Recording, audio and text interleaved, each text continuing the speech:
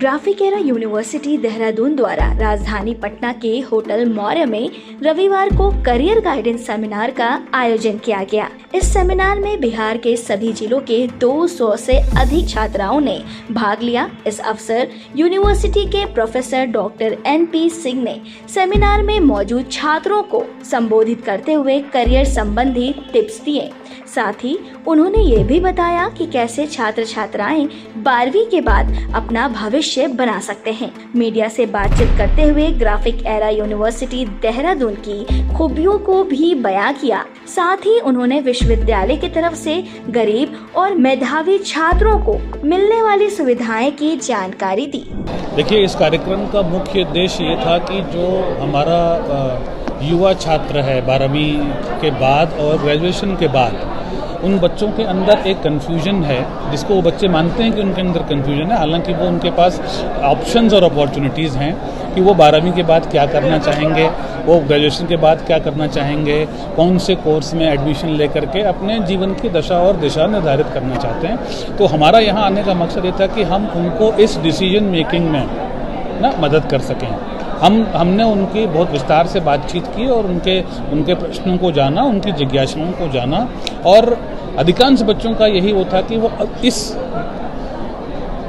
Certificate के बाद, इस डिग्री के बाद आगे क्या करना है। तो एक शिक्षण संस्थान होने के नाते और एक शिक्षक होने के नाते ये हमारी नैतिक जिम्मेदारी भी बनती है कि हम अपने देश के, अपने राज्य के और इस क्षेत्र के बच्चों को एक सही दिशा दे सकें, एक डायरेक्शन दे सकें कि वो कौन कौन से सब्जेक्ट्स को, कौन कौन से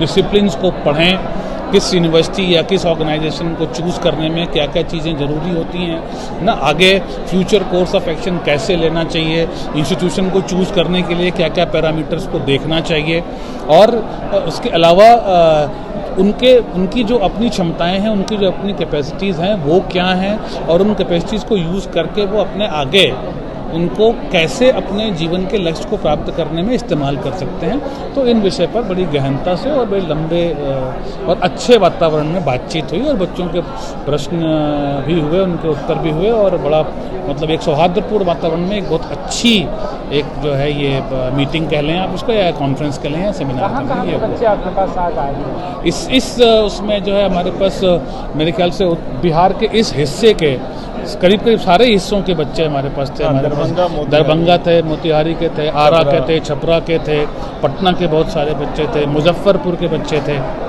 लेकिन बच्चों के अंदर पोटेंशियल है, उनके अंदर जिज्ञासा है, वो करना चाहते हैं, लेकिन उनको सही डायरेक्शन नहीं मिल पाता। इसलिए हम लोगों ने ये विचार किया है कि हम इस तरह की जगहों पर जाकर के उन बच्चों से बातचीत करें और उनको एक सही मार्गदर्शन और दिशा निर्देश दें।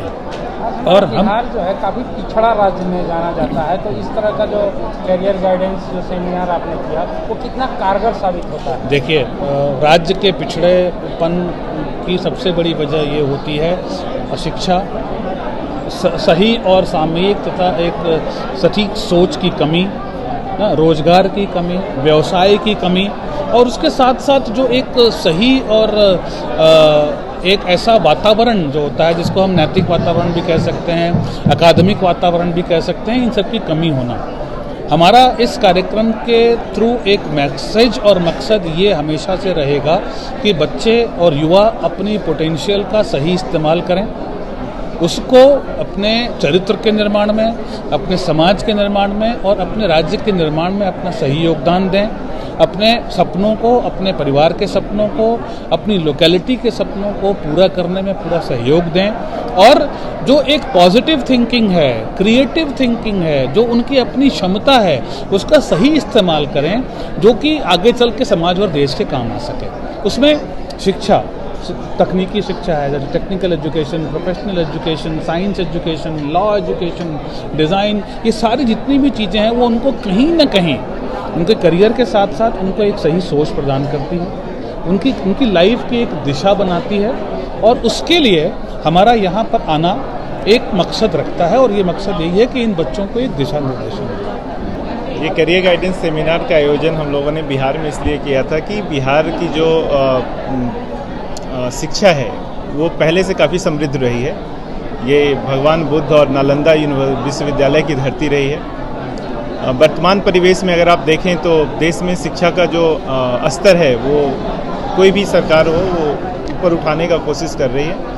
हमारी भी ऑर्गेनाइजेशन इसमें लगी हुई है कि शिक्षा के स्तर को उठाया जाए और उसी के करीब में हम लोग पटना में आकर के और देश की हमारी 55वीं रैंक है पूरे देश में विश्वविद्यालय में।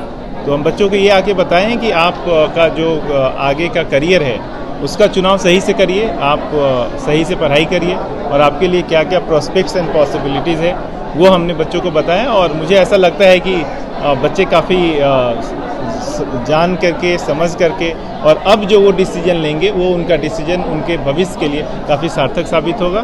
तो भविष्य की सार्थकता इस सेमिनार के जरिए हमने बच्चों को बताई है, खास करके पढ़ाई के लिए। और पढ़ाई बच्चे अगर अच्छा से करेंगे और अच्छे जगह जाएंगे तो बिहार की समृद्धि बढ़ेगी। मैं भी बिहार से हूँ और इसकी समृद्धि भी शिक्षा से ही है।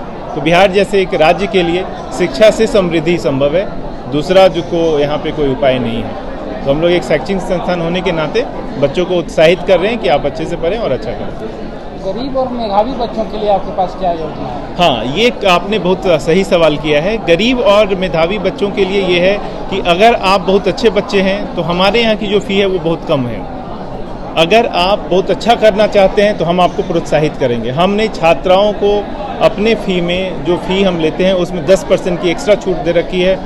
मेरिट बेस्ड स्कॉलरशिप हमने दिया है कि जिस बच्चों के पास ज़्यादा मेरिट है वो कम फ़ी पे करे।